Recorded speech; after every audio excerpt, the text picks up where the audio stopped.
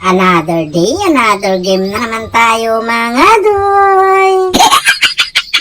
Gusto ko lang sabihin at gusto kong iparating sa inyo mga doy, yung mga kalaban talaga namin dito sa game na to, halos hindi talaga namin mapa-score. Ang gaganda kasi ng rotation ng mga kampi ko dito, lalo na yung Franco tsaka yung Sitchan namin, kaya sinuportahan din talaga nila ako. Bawat galaw ko, lalo na sa pag-i-invade, kita nyo naman siguro yan, di ba? Wala kaming pakialam! Bakit ba?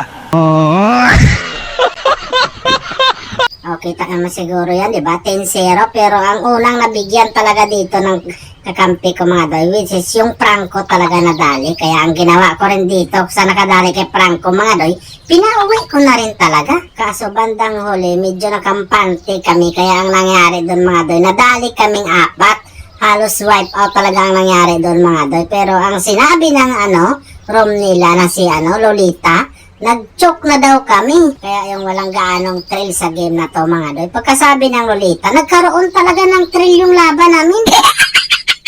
Tsaka gusto ko lang din sabihin sa inyo at gusto kong iparating sa inyo mga doy, gigil na gigil talaga yung Lolita na yan sa akin. Kasi ang nangyari kasi, madalas ko talaga yan siyang binibigyan ng vacation leave. May vacation ka na, tapos naka-leave ka pa, tapos ikaw pa yung galit.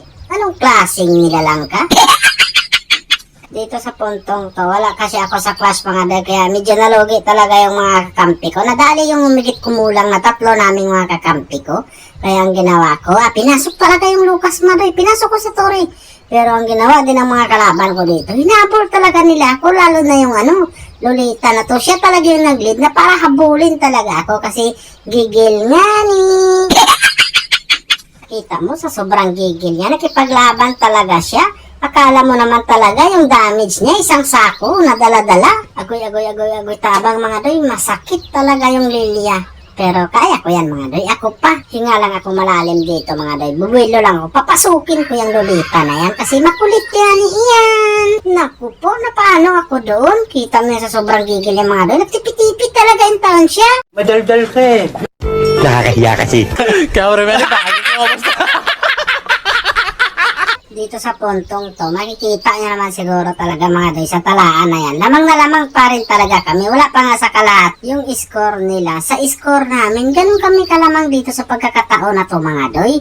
Kaya lang, nagkaroon siguro ng kumpiyansa. Kaya dito sa nangyari sa amin mga doy, isa-isa in taon kami nilang binigyan ng vacation leave mga doy. Kaya ang nangyari dito, yung Kimi na lang talaga yung matira dito mga doy. Kaya sinabihan namin yung Kimi, wag na, pumauli ka na habang may kumapit pa. Kaya biglang napasabi yung Lolita dito na choke na daw kami. Kumbaga, choke time na. Kumbaga, pagkakataon na nila mga doy. Kaya yung dating walang thrill mga doy, dito kami, lalo kami nagkakaroon ng thrill sa laban na to. Kasi dahil sa sinabi ng Lolita, yung dating 90% na kumpiyansa namin mga doy, siguro ginawa na lang siguro namin mga 10% yung kumpiyansa namin.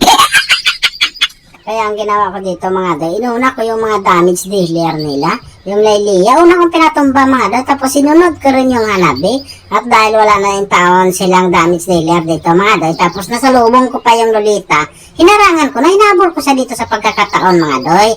Tapos pinabalik ko siya, kaso mabilis din pala siyang makapunta sa torre nila. Magpalaban man di ay. Kaya dito, narinig ko na naman yung victory!